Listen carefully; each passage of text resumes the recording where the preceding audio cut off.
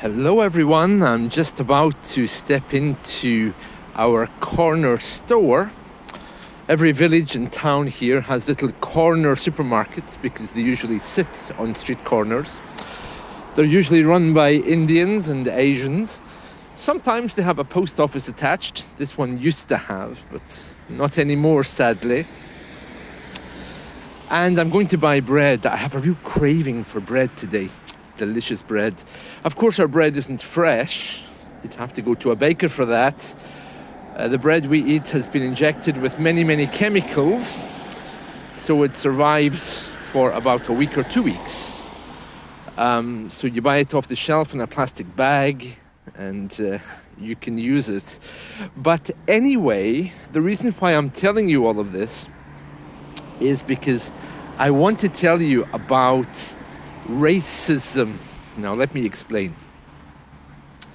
10 years ago, or 20 years ago, I wouldn't have had a problem going into a local shop run by Indians and saying, "Oh, Sat Sri Akal," which is the greeting in the Sikh religion, which basically means, "How are you?" Or maybe to try to say it in Urdu, "Ab kaise hai?" Because it was nice, it made people smile, because if you say that to an Indian, they smile, they like it, you know. It's a kind of endearing quality. In the same way, if the supermarket is Arabic, you could say "Assalamu alaikum," or something like this. But you can't really do that anymore, especially in America, because in the past, if you saw on the name tag that the man's name was Juan and you wanted to buy bread, you know, you could say, "Parona, Juan, pan donde está?" Pan, where is it? So you could use your language skills if you could recognize someone from another country. But you can't do that anymore because we have been taught that you cannot assume someone's nationality by the way they look or by their name. Now, this is kind of obvious for Italians. For example, I have a friend, her name is Fortino. That's her surname. But it was her grandfather or great-grandfather who was Italian, and she doesn't associate with Italian culture or Italian people.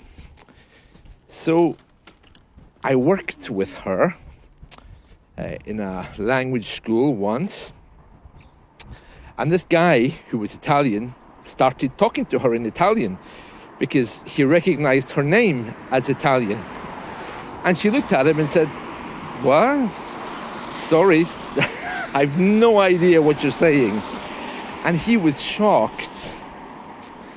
So these days, because someone looks Indian or maybe wearing a turban, you should not, and we have been taught not to approach that stereotype, you know?